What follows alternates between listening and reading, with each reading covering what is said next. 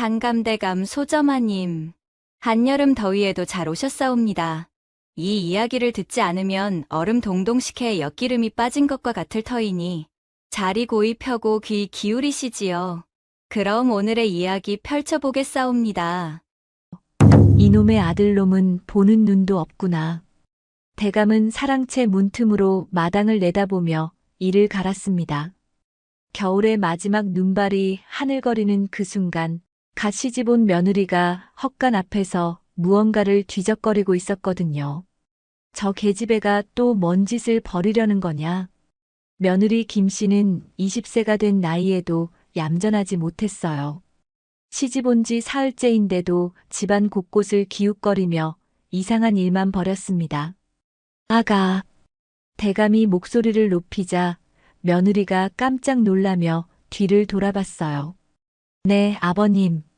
거기서 뭘 하고 있느냐?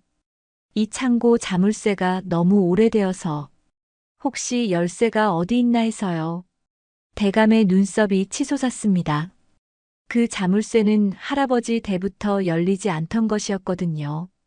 열쇠를 잃어버린 지 이미 30년도 넘었어요. 쓸데없는 일 말고 안방으로 들어가라.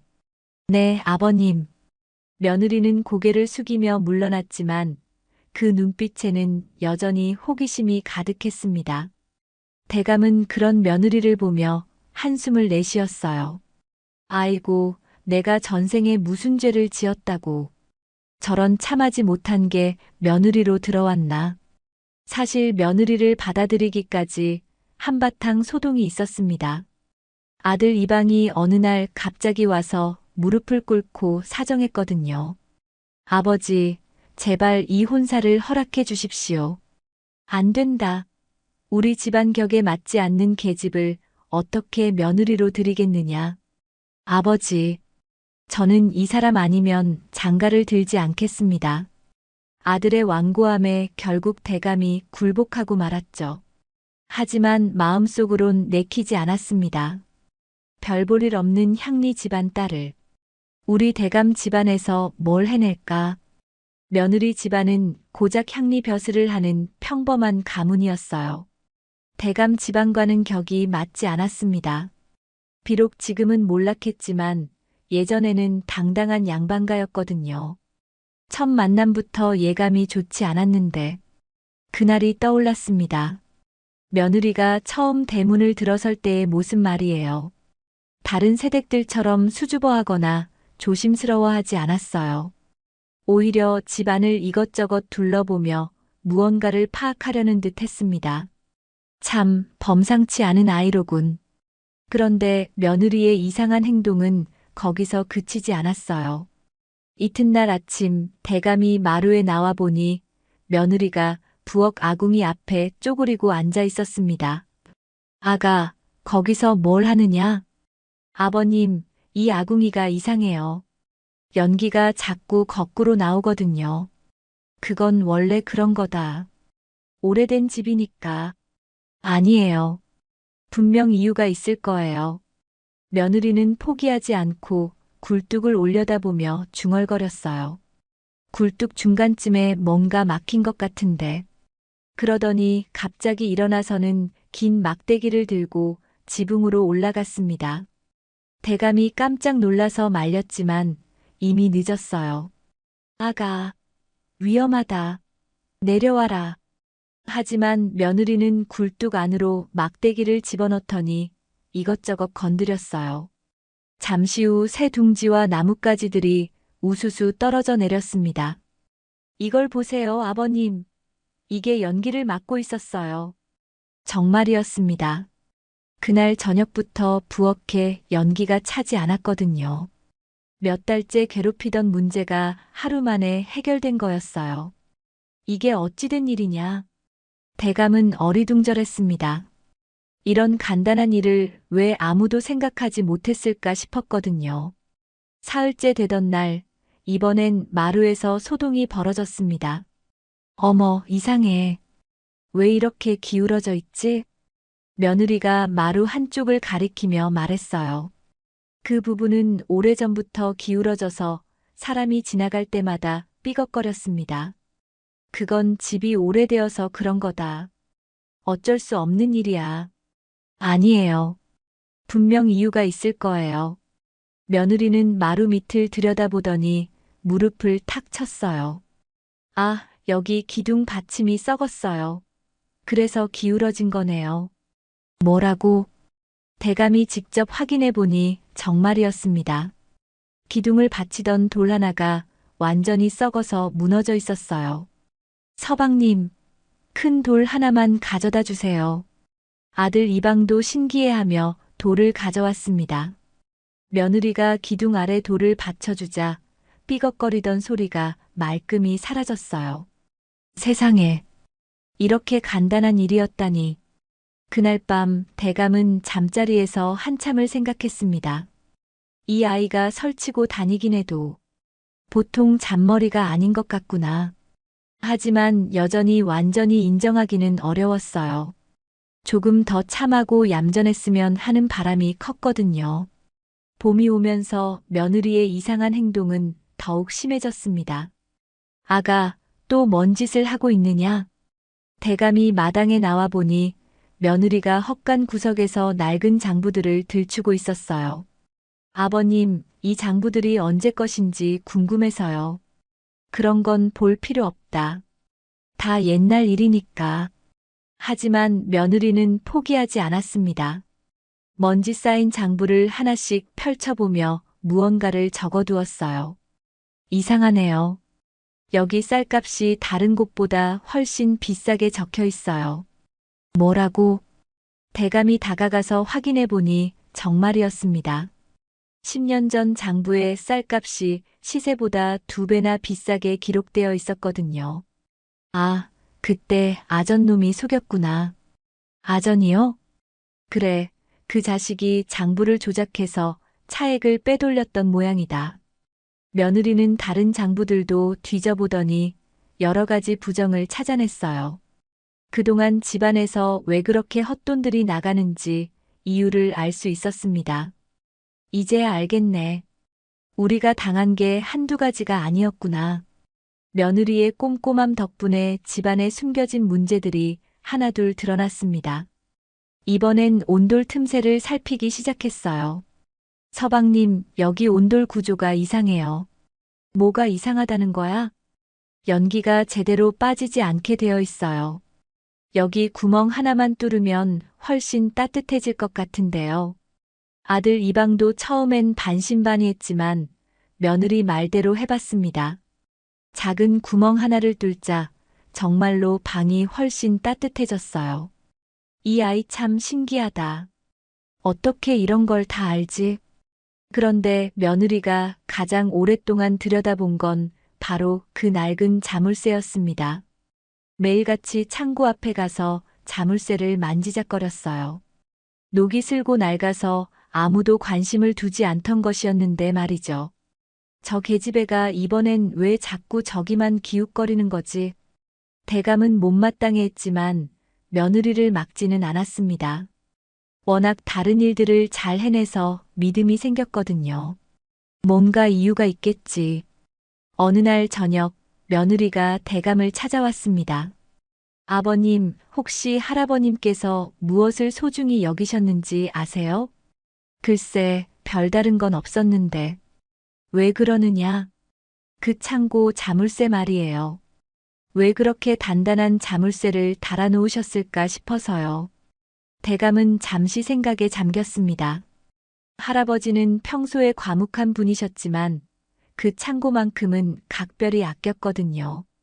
그러고 보니 할아버지께서 늘 그 창고를 들여다보고 계셨지.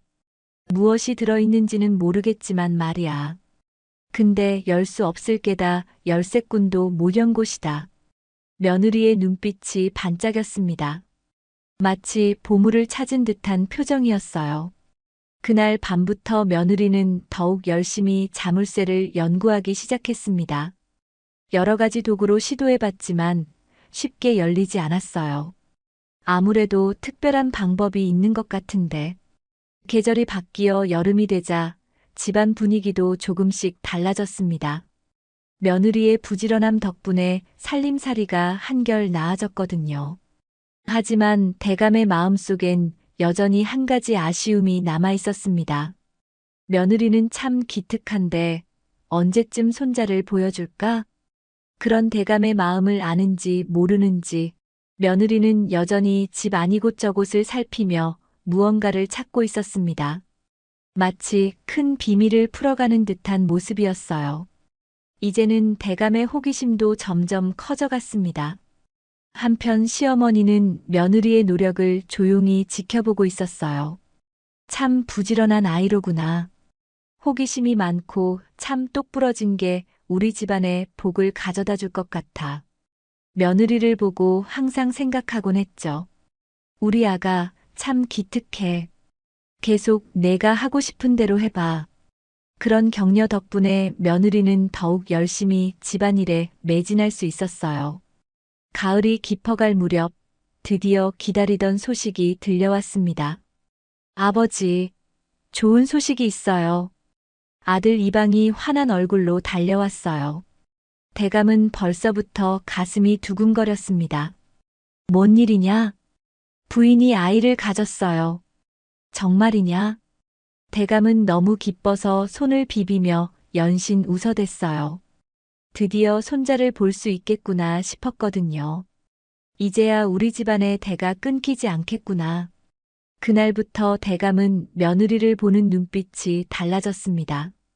이제 진짜 우리 집안 사람이 된 것 같았어요. 아가, 몸조리 잘해야 한다. 절대 무리하지 말고. 네, 아버님. 고맙습니다. 며느리도 임신 소식이 알려진 후부터는 조금 더 여유로워 보였습니다. 하지만 여전히 그 자물쇠만큼은 포기하지 않았어요. 겨울이 지나고 봄이 오자 드디어 해산날이 다가왔습니다. 으악, 으악. 산모의 비명소리가 안방에서 들려왔어요. 대감은 사랑채에서 초조하게 기다렸습니다. 제발 아들이여라. 제발. 한나절이 지나서야 산파가 나왔습니다. 축하드립니다, 대감마님. 건강한 아기가 태어났어요. 그래, 아들이냐? 그게 딸입니다. 대감의 얼굴이 순식간에 굳어졌어요. 딸이라고? 네, 아주 예쁜 딸이에요. 대감은 크게 실망했습니다. 그토록 기대했던 손자가 아니라 손녀였거든요. 즉, 처자이가 딸이면 어쩌나. 하지만 아이가 태어난 건 좋은 일이니까 겉으로는 기뻐하는 척했어요. 그래도 건강하게 태어났으니 다행이다. 며느리는 산후조리를 하면서도 아이를 정성껏 돌봤습니다. 첫 딸은 참 귀엽게 생겼지만 대감은 별로 관심을 두지 않았어요. 딸은 결국 남의 집으로 갈 아이인데. 그런데 놀라운 일이 벌어졌습니다. 첫 딸이 태어난 지 1년이 지났을 무렵 며느리가 또 임신을 했거든요. 이번엔 분명 아들일 거야. 대감은 다시 한번 큰 기대를 품었습니다. 이번만큼은 손자를 볼 수 있으리라 믿었어요. 아가, 이번엔 정말 조심해야 한다. 아들이 나와야 하니까. 네, 아버님. 최선을 다하겠어요. 하지만 둘째도 딸이었습니다. 또 딸이라고? 산파의 말을 들은 대감의 얼굴은 완전히 일그러졌어요. 이게 무슨 일이냐? 연달아 딸만 낳다니. 이번엔 정말 화가 났습니다. 두 번의 기회를 모두 놓친 것 같았거든요.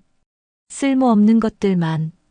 대감은 그날부터 손녀들에게 관심을 두지 않았습니다. 밥을 먹을 때도 장터에 갈 때도 심지어 아이들이 울어도 한 번도 들여다보지 않았어요. 딸이 뭐가 중요하다고. 하지만 며느리는 달랐습니다. 두 딸을 똑같이 소중히 여기며 정성껏 키웠어요. 우리 딸들 참 예쁘구나. 시어머니도 손녀들을 무척 아꼈습니다. 아가, 너무 속상해하지 마. 딸도 소중한 아이들이야. 어머님, 나는 이 아이들이 참 특별할 것 같다는 느낌이 든다. 걱정 말고 잘 키워봐. 시어머니의 위로에 며느리는 힘을 얻었습니다. 아들 이방도 딸들을 무척 아꼈습니다. 비록 아들은 아니었지만 자신의 핏줄이니까 소중했거든요. 아버지는 실망하시겠지만 나는 이 아이들이 귀해. 그래서 두 손녀는 할아버지한테는 무시를 받았지만 부모와 할머니의 따뜻한 사랑을 받으며 자랐습니다. 까르르르, 까르르르. 아이들의 웃음소리만큼은 마당 끝까지 울려 퍼졌어요. 그 소리를 들을 때마다 대감은 괜히 기분이 나빴습니다. 집이 시끄럽기만 하고 아주 마음에 안 들어 정말. 하지만 웃음소리는 멈추지 않았습니다. 두 손녀는 날이 갈수록 더욱 밝고 건강하게 자랐거든요. 며느리는 여전히 그 자물쇠를 연구했습니다. 아이들을 돌보는 틈틈이 창고 앞에 나가서 이것저것 시도해봤어요. 언젠가는 열 수 있을 거야. 그런 며느리의 모습을 보며 대감은 생각했습니다. 참 끈질긴 아이로군. 하지만 그 자물쇠는 절대 열리지 않을 텐데. 두 손녀가 9살, 10살이 되자 집안 분위기는 더욱 복잡해졌습니다. 아이들은 하루 종일 마당에서 뛰어놀며 웃음꽃을 피웠지만 대감은 여전히 못 본 척했어요. 할아버지, 첫째 손녀가 대감에게 달려와도 고개를 돌렸습니다. 저리 가거라. 계집애들이 어디 어른 앞에 나서느냐. 아버님, 너무 심하신 것 아닙니까? 아들 이방이 항의했지만 대감은 듣지 않았어요. 여자들이 상전 자리에 함부로 나서려 하느냐. 버릇없이. 첫째 손녀는 상처받은 표정을 지었지만 이내 다시 웃으며 뛰어갔어요. 시어머니가 손녀를 불러서 달래주었습니다. 얘야, 할아버지 말씀에 상처받지 마라. 할아버지도 속마음은 다르실 거야. 할머니, 왜 할아버지는 우리를 미워하세요? 미워하는 게 아니야. 그냥 아직 너희들의 소중함을 모르실 뿐이야.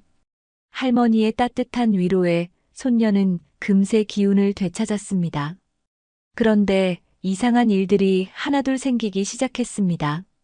어느 날 대감이 그 오래된 창고 자물쇠를 또 열어보려고 애쓰고 있었어요. 이 지긋지긋한 자물쇠. 할아버지께서 무얼 숨겨두신 걸까? 옆에서 첫째 손녀가 호기심 어린 눈으로 바라보고 있었습니다. 할아버지, 그게 안 열려요? 그래, 이미 30년도 넘게 못 열었다. 제가 해볼까요? 너 같은 계집애가 뭘 할 수 있겠느냐.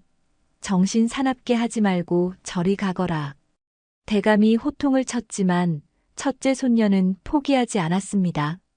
마당에서 철사 한 조각을 주워오더니 자물쇠 구멍에 집어넣었어요. 뭘 하는 거냐? 저리 가래도.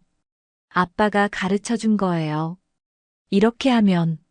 철사를 이리저리 비틀더니 갑자기 실한올을 꺼냈습니다. 그리고는 아주 조심스럽게 자물쇠 안쪽을 건드렸어요. 찰칵. 자물쇠가 열렸습니다. 뭐야? 대감은 입을 다물지 못했어요. 30년 넘게 열리지 않던 자물쇠를 10살짜리 아이가 순식간에 열어버린 거였거든요. 할아버지, 열렸어요. 이게 어떻게? 창고 문이 천천히 열렸습니다. 안에는 먼지 쌓인 상자들이 가득했어요. 상자를 열어보니 옛날 문서들과 은전들이 들어 있었습니다. 할아버지가 집안의 중요한 것들을 보관해 두신 거였어요. 세상에, 이런 보물이 있었다니. 그 순간 대감은 첫째 손녀를 다시 보게 되었습니다. 이 아이가 어미를 닮았나 보통 아이가 아니구나. 며칠 후에는 둘째 손녀가 놀라운 일을 해냈습니다. 마루가 기울어진 것 때문에 식구들이 불편해하고 있을 때였어요. 20년 넘게 고치지 못한 문제였습니다. 할아버지, 여기가 왜 삐걱거려요? 그건 집이 오래되어서 그렇다. 고칠 수도 없는 일이야. 둘째 손녀는 마루 밑을 들여다보더니 무언가를 발견했습니다. 아, 여기 쐐기가 엉켜 있어요. 쐐기라고? 네, 이걸 바로 맞춰주면 될 것 같아요. 둘째 손녀는 작은 쇠막대로 쐐기를 톡톡 두드렸습니다. 딱 한 번의 타격으로 마루가 수평이 되었어요. 그 오랜 삐걱거리는 소리가 완전히 사라진 거였습니다. 이럴 수가. 대감은 정말 놀랐습니다. 이런 간단한 방법이 있었는데 왜 아무도 생각하지 못했을까 싶었어요. 그날 밤 대감은 한참 동안 생각에 잠겼습니다. 이런 머리를 가진 손자가 있어야 하는데 며느리는 두 딸이 보인 놀라운 능력을 보며 흐뭇해했습니다. 우리 딸들 정말 똑똑하구나. 아들 이방도 딸들을 더욱 자랑스러워했어요. 아버지께서도 이제 인정하실 거야. 할머니는 손녀들을 더욱 아껴주었습니다. 우리 손녀들 참 영특하기도 하지. 할아버지도 곧 알아보실 거야.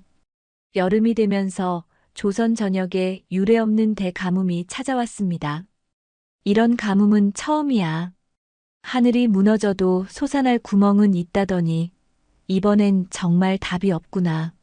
마을 전체의 우물들이 하나둘 바닥을 드러내기 시작했어요. 대감집 우물도 예외가 아니었습니다. 물이 이렇게 귀한 줄 몰랐네. 사람들은 하루에 한 바가지씩 물을 나눠 마셔야 할 정도였어요. 농사는 이미 포기한 지 오래였고 가축들도 하나둘 죽어가고 있었습니다. 이러다가 모두 죽겠어. 그런 어느 날 두 손녀가 뒷산에서 놀다가 돌아왔습니다. 할아버지, 저희가 산에서 이상한 걸 봤어요. 뭘 봤다고? 바위 밑에서 물이 조금씩 나오고 있어요. 대감은 화가 치밀어 올랐습니다. 괜히 허튼 짓 하지 말고 집에나 있어라. 가뜩이나 물도 없어서 신경 쓸 게 한둘이 아닌데. 하지만 정말이에요. 여자애들이 뭐 일이 나대느냐. 어휴, 지 엄마 닮아서. 대감의 호통에 두 손녀는 시무룩해졌어요. 하지만 시어머니는 달랐습니다. 두 손녀를 불러서 다독였어요. 얘들아, 할아버지 말씀에 상처받지 마라. 할머니, 근데 정말 물이 있었어요. 그래. 그럼 할머니가 믿어줄게. 너희들 뜻이 닿는 대로 자유롭게 탐구하고 놀거라. 정말요? 그래. 너희들이 하고 싶은 대로 해봐. 할머니가 뒤에서 지켜볼게. 시어머니의 격려에 힘을 얻은 두 손녀는 다시 뒷산으로 향했습니다. 언니, 할머니가 믿어주시니까 더 열심히 해보자. 응. 두 아이는 그 작은 물줄기를 더 크게 만들기 위해 노력했어요. 돌을 치우고 흙을 파내고 작은 홈을 만들어서 물이 더 잘 나오도록 했습니다. 며칠 후 정말 놀라운 일이 벌어졌어요. 그 작은 구멍에서 맑은 물이 콸콸 솟아나기 시작한 거였습니다. 와, 물이 많이 나와. 두 아이는 급하게 집으로 뛰어갔어요. 엄마, 아빠, 정말 물이 나와요. 뭐라고? 이방과 며느리가 반신반의하며 아이들을 따라 뒷산에 올라갔어요. 세상에, 정말 물이, 바위 밑에서 시원한 물이 줄줄 흘러나오고 있었습니다. 얘들아, 이걸 너희가 찾아낸 거야? 네, 우리가 파서 만든 거예요. 이방은 급하게 대감을 불러왔습니다. 아버지, 딸들이 정말 물을 찾아냈어요. 대감은 못마땅한 표정으로 따라왔다가 물을 보고는 할 말을 잃었어요. 이게 어떻게? 대감은 뻘쭘해서 어쩔 줄 몰랐습니다. 방금 전까지 호통을 쳤는데 정말로 물을 찾아낸 거였거든요. 그래, 잘했다. 하지만 더 놀라운 일이 기다리고 있었어요. 이 물을 마신 사람들이 병이 낫기 시작한 거였습니다. 복통이 말끔히 나았어. 두통도 사라졌고, 이상해, 몸이 훨씬 가벼워졌네. 소문이 삽시간에 퍼졌어요. 대감집 뒷산에 신비한 물이 나온다더라. 가뭄의 단비 같은 물이야. 인근 마을 사람들까지 줄을 서서 물을 길러왔습니다. 모두들 목말라 죽을 지경이었거든요. 이 물 덕분에 살았어. 정말 생명의 물이야. 조선 최대의 가뭄이라고 불릴 정도로 심각한 상황에서 두 손녀가 찾아낸 물은 마을 사람들의 생명줄이 되었습니다. 현령도 직접 찾아와서 확인해 봤어요. 정말 신기한 일이군. 이 가뭄에 이런 좋은 물이 나오다니. 현령님, 저희 손녀들이 찾아낸 겁니다. 손녀들이? 몇 살이나 된 아이들이? 9살, 10살입니다. 현령은 감탄했습니다. 어린아이들이 이런 큰일을 해내다니. 정말 기특하구나. 현령은 그 자리에서 상을 내리기로 했어요. 이런 공로는 마땅히 보상을 받아야 한다. 며칠 후 현령이 수레에 가득 실어온 것들을 보고 온 가족이 놀랐습니다. 쌀, 보리, 각종 채소, 그리고 물품들. 아이들의 공로에 보답하는 것이니 잘 받아라. 대감은 더욱 뻘쭘해졌어요. 자신이 호통쳤던 아이들이 이렇게 큰 상을 받으니 말이에요. 그날 저녁 시어머니가 두 손녀를 불러서 말했습니다. 얘들아, 정말 잘했다. 할머니가 너희들을 믿길 잘했구나. 할머니, 앞으로도 저희가 하고 싶은 것 해도 될까요? 그럼 얼마든지 해라. 너희들은 특별한 아이들이야. 한편 대감은 혼자 마당을 서성이며 후회하고 있었어요. 내가 너무 성급했구나. 아이들 말을 들어볼 걸. 하지만 아직 완전히 마음을 열지는 못했습니다. 가을이 깊어갈 무렵 마을에 무서운 소식이 전해졌습니다. 큰일 났다. 옆 고을에 역병이 돌고 있대. 역병이라고? 그래, 걸리면 고열이 나면서 몸 전체가 아프다더군. 사람들은 모두 두려워했어요. 역병은 한번 퍼지기 시작하면 마을 전체를 휩쓸곤 했거든요. 우리 마을까지 번지면 어쩌나. 하지만 걱정은 현실이 되었습니다. 얼마 지나지 않아 마을에도 역병 환자가 생기기 시작했어요. 김서방네 아이가 쓰러졌다더라. 이서방도 열이 펄펄 난다고 하고. 더욱 충격적인 일은 시어머니까지 역병에 걸린 거였어요. 어머님, 며느리가 놀라서 달려갔지만 시어머니는 이미 고열에 시달리고 계셨습니다. 몸이 너무 아프다. 어머님 괜찮으실 거예요. 의원을 불러올게요. 하지만 의원도 손을 들었어요. 이 병은 제가 어찌할 도리가 없습니다. 약도 없고. 그럼 어떻게 해야 하나요? 그저 기다리는 수밖에. 죄송합니다. 집안은 절망에 빠졌습니다. 시어머니의 병세는 날로 심해져만 갔거든요. 두 손녀도 걱정에 잠겨 있었어요. 그런 어느 날 평소처럼 뒷산에서 놀던 아이들이 이상한 걸 발견했습니다. 언니, 이 풀 처음 보는 것 같아. 정말이네. 평소에 보던 풀이 아니야. 둘째 손녀가 그 풀을 만져보더니 말했어요. 냄새도 독특해. 뭔가 약 냄새 같아. 그래, 나도 맡아볼게. 첫째 손녀도 냄새를 맡아보니 정말 특이했어요. 이상해, 이 냄새를 맡으니까 기분이 좋아지는 것 같아. 두 아이는 그 풀을 조금 뜯어서 집으로 가져갔습니다. 아빠, 이 풀 좀 봐주세요. 이게 뭐냐? 산에서 처음 본 풀이에요. 냄새가 특이해요. 이방은 그 풀을 자세히 살펴보더니 신기했어요. 정말 처음 보는 풀이네. 혹시 약초일까? 약초요? 응, 의원한테 물어봐야겠다. 이방은 급히 의원을 찾아갔습니다. 의원님, 이 풀 좀 봐주세요. 의원이 그 풀을 보더니 눈이 커졌어요. 이건 뭔가 아시나요? 이건 아주 귀한 약초입니다. 어디서 구하셨습니까? 제 딸들이 산에서 찾아왔어요. 정말 다행입니다. 이 약초는 역병을 치료하는데 아주 좋은 풀이거든요. 정말입니까? 그럼요. 빨리 탕약을 만들어 봅시다. 의원은 그 약초로 탕약을 우려냈어요. 그리고 가장 먼저 시어머니께 드렸습니다. 어머님, 이 약 드세요. 이게 뭐냐? 딸들이 찾아온 약초로 만든 탕약이에요. 시어머니는 그 쓴 약을 마셨어요. 그런데 놀라운 일이 벌어졌습니다. 이틀 만에 열이 내리기 시작한 거예요. 몸이 좀 나아진 것 같구나. 정말이에요? 며칠 더 약을 드시자 시어머니는 완전히 회복되었습니다. 세상에, 정말 나았어. 그 소식을 들은 다른 환자들도 줄을 서서 약을 받아갔어요. 모두들 병이 나았습니다. 이 약초 덕분에 살았어.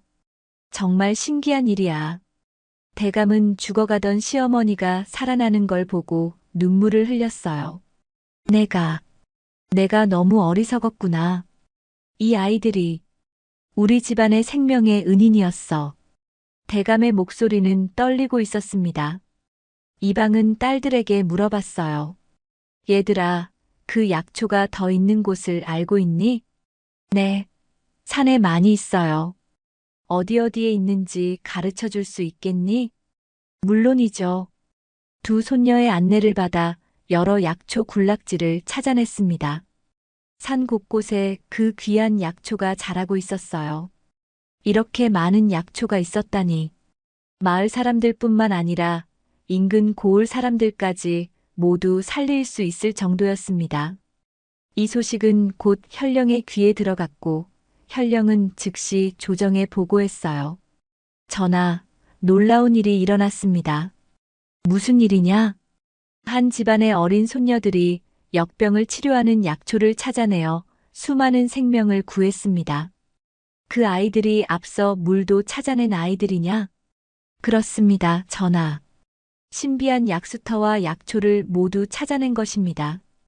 임금은 깊은 감명을 받았어요. 어린아이들이 이런 큰 공을 세우다니. 그 집안에 상을 내려야겠다. 전하의 은혜에 감사드리겠습니다. 그 집안의 땅을 하사하고 보아하니 식구가 많은 것 같은데 큰 집을 지을 수 있도록 도와주어라. 그 손녀들이 아주 크게 될 인물들이로구나. 그날 밤 대감은 두 손녀 앞에서 무릎을 꿇었습니다. 할아버지가 잘못했다. 할아버지, 내가 너무 어리석었어. 아들만이 손주라는 못난 생각을 했구나. 대감의 눈에서 눈물이 흘러내렸어요. 너희들이야말로 우리 가문의 진짜 보배였다. 할아버지가 용서를 구한다. 할아버지, 괜찮아요. 아니야, 괜찮지 않아. 내가 너무 늦게 깨달았어. 그 순간 집안의 모든 갈등이 완전히 사라졌습니다. 할아버지의 진심 어린 사과에 모든 가족이 눈물을 흘렸어요. 이제부터는 너희들을 세상에서 가장 소중하게 여기겠다. 두 손녀가 할아버지의 품에 안겼습니다. 진짜 가족이 된 순간이었어요. 이듬해 봄 드디어 기와집 공사가 시작되었습니다. 정말 꿈만 같구나. 대감은 공사 현장을 바라보며 감개무량해했어요. 초가집에서 평생을 살 줄 알았는데 이렇게 큰 기와집을 짓게 될 줄 누가 알았을까요? 모든 게 우리 손녀들 덕분이야. 임금이 하사해준 기와는 정말 훌륭했습니다. 푸른빛이 도는 아름다운 기와였어요. 목수들과 기와공들이 열심히 일했습니다. 조정에서 지원해준 목재와 기와로 점점 멋진 집이 모습을 드러냈어요. 와, 우리 집이 정말 크네. 두 손녀는 매일 공사 현장을 구경하며 신기해했습니다.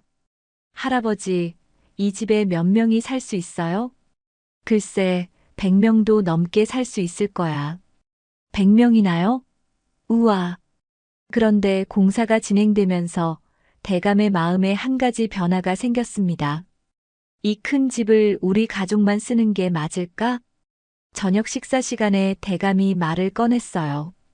얘들아, 할아버지가 물어볼 게 있다. 네, 할아버지. 이 큰 집이 완성되면 우리만 살기엔 너무 클 것 같은데 어떻게 하면 좋을까? 첫째 손녀가 번뜩이는 눈으로 말했습니다. 할아버지, 어려운 사람들도 함께 살면 어때요? 어려운 사람들. 네. 집이 없는 사람들, 불에 탄 사람들, 갈 곳 없는 아이들 말이에요. 둘째 손녀도 거들었습니다. 맞아요. 우리만 좋은 집에 살면 재미없어요. 대감은 손녀들의 말을 듣고 깊이 생각에 잠겼습니다. 정말 그렇게 하는 게 좋을까? 며느리가 조심스럽게 말했습니다. 아버님, 저도 아이들 말이 맞다고 생각해요. 우리가 받은 은혜를 나눠야 하지 않을까요? 시어머니도 고개를 끄덕였습니다. 그래, 우리 손녀들 말이 맞다. 혼자 잘 사는 것보다 함께 잘 사는 게 진짜 복이지. 아들 이방도 동의했습니다. 아버지, 우리 딸들이 찾아낸 물로 많은 사람들이 도움을 받았잖아요. 이번에도 우리가 받은 것을 나눌 차례인 것 같아요. 대감은 가족들의 말을 듣고 마음을 정했습니다. 좋다. 그렇게 하자. 그날 밤 대감은 처음으로 손녀들과 오랫동안 이야기를 나눴어요. 할아버지가 너희들을 오해했구나. 할아버지, 딸이라고 해서 쓸모없다고 생각했는데 너희들이 이 집안을 일으켜 세웠어. 저희는 그냥 평소처럼 관찰하고 놀았을 뿐인걸요. 그래, 그 마음이 얼마나 소중한지 이제 알겠다. 대감은 두 손녀를 꼭 끌어안았습니다. 너희들이야말로 진짜 이 가문의 기둥이구나. 그 순간 집안의 모든 갈등이 완전히 해소되었습니다. 가을이 되자 드디어 101 기와집이 완성되었어요. 정말 장관이구나. 넓은 대문, 높은 기와지붕, 큰 마당까지. 정말 멋진 집이었습니다. 임금이 하사해준 기와로 지은 집은 햇빛에 반짝반짝 빛났어요. 하지만 가장 중요한 변화는 집의 용도였어요. 자, 이제 이 집의 절반은 어려운 사람들을 위한 공간이다. 대감의 선언에 따라 집의 일부는 마을 사람들을 위한 여관이 되었고, 일부는 동네 아이들을 위한 글방이 되었습니다. 누구든지 도움이 필요한 사람은 여기에 와라. 소문이 퍼지자 정말 많은 사람들이 찾아왔어요. 대감님, 정말 고맙습니다. 아이들이 배울 곳이 있어서 너무 좋아요. 집은 금세 활기로 가득 찼습니다. 웃음소리와 아이들 공부하는 소리가 끊이지 않았어요. 대감은 마당에서 그 모든 모습을 바라보며 흐뭇해했습니다. 이게 진짜 부자로군. 계절이 바뀌고 또 바뀌면서 101 기와집은 마을의 중심이 되었습니다. 저기가 바로 사람 살리는 집이야. 먼 길을 떠나는 행상들도, 글을 배우려는 동네 남녀노소, 홍수로 집을 잃은 사람들도 모두 이곳으로 찾아왔어요. 하루만 묵게 해주세요. 물론이죠. 방 걱정은 하지 마세요. 며느리는 찾아오는 모든 사람들을 따뜻하게 맞이했습니다. 두 딸도 어머니를 도와 손님들을 돌봤어요. 아주머니, 물 드릴까요? 아이고, 고맙다. 할머니, 이 약초 드세요. 몸에 좋아요. 참 착한 아이들이구나. 사람들은 두 손녀의 따뜻한 마음씨에 감동했습니다. 어느 저녁 대감은 마당 끝에 서서 집안의 풍경을 바라봤어요. 대청마루에서는 아이들이 글을 배우고 있었고, 방 곳곳에서는 여행객들이 편히 쉬고 있었습니다. 부엌에서는 며느리와 손녀들이 저녁을 준비하며 웃고 있었어요. 정말 믿을 수 없는 광경이구나. 그때 큰 손녀가 대감에게 다가왔습니다. 할아버지, 뭘 보고 계세요? 응, 우리 집을 보고 있었다. 어때요? 마음에 드세요? 그럼 세상에서 가장 아름다운 집이야. 왜요? 대감은 손녀의 손을 잡고 말했습니다. 사람들이 행복해하니까. 너희들 덕분에 말이야. 이 집을 진짜 가치 있는 곳으로 만들었어. 둘째 손녀도 뛰어와서 물었습니다. 할아버지, 저희가 정말 잘한 거예요? 그럼 할아버지가 평생 못한 일을 너희들이 해냈어. 어떤 일이요? 사람들에게 베풀고 그들을 행복하게 해주는 일 말이야. 대감의 목소리에는 진심 어린 감사가 담겨 있었어요. 할아버지는 이 집만 크게 짓는 게 꿈이었는데 너희들은 마을 전체를 살렸구나. 그날 밤 가족들이 모두 모여 앉아 이야기를 나눴습니다. 정말 신기한 일이야. 두 아이가 이렇게 큰 변화를 만들어내다니. 이방이 딸들을 바라보며 말했어요. 우리 딸들 정말 자랑스러워. 며느리도 고개를 끄덕였습니다. 너희들 덕분에 우리 모두가 진짜 부자가 되었어. 돈이 많아서가 아니라 사람들을 도울 수 있어서 부자가 된 거야. 첫째 손녀가 말했습니다. 그럼 우리가 더 많은 사람들을 도우면 더 부자가 될까요? 그럼 이 세상에서 가장 큰 부자가 될 거야. 둘째 손녀도 손을 들며 말했습니다. 그럼 우리 계속 사람들을 도와줘요. 좋다. 우리 모두 그렇게 하자. 그 순간 집안에 따뜻한 웃음이 가득 찼습니다. 세월이 흘러 두 손녀가 자라면서도 사람 살리는 집의 명성은 더욱 높아졌습니다. 어느 봄날 몸이 많이 쇠약해진 대감은 마당을 바라보며 속삭였습니다. 진정한 복은 쌓는 게 아니라 나누는 것에서 시작되는 거야. 딸이든 아들이든 그 마음이 따뜻하다면 세상을 바꾸는 힘이 되지. 저녁 무렵 집 전체에서 들려오는 사람들의 웃음소리를 들으며 대감은 깊이 깨달았습니다. 기와 백함보다 귀한 건 그 안에 머무는 사람들의 숨결이로구나. 아비 덕에 집 사고 손자 덕에 집 판다는 옛말이 있지만 이 집은 달랐어요.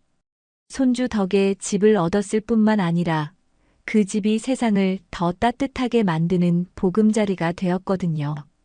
그날 밤 마지막 손님이 잠자리에 들자 집안은 조용해졌습니다. 대감은 사랑채에 앉아 별을 바라보며 생각했습니다. 사람을 판단할 때는 겉모습이나 성별이 아니라 그 마음을 봐야 한다는 걸 너무 늦게 깨달았어. 바람이 기와 지붕을 스치며 부드러운 소리를 냈습니다. 마치 조상들이 잘했다 하고 격려하는 것 같았어요. 진정한 복은 혼자 누리는 게 아니라 함께 나누는 것이며 사람의 가치는 태어날 때부터 정해지는 게 아니라 어떤 마음으로 살아가느냐에 달려있다는 교훈을 남긴 오늘의 이야기를 함께 해주셔서 감사드립니다.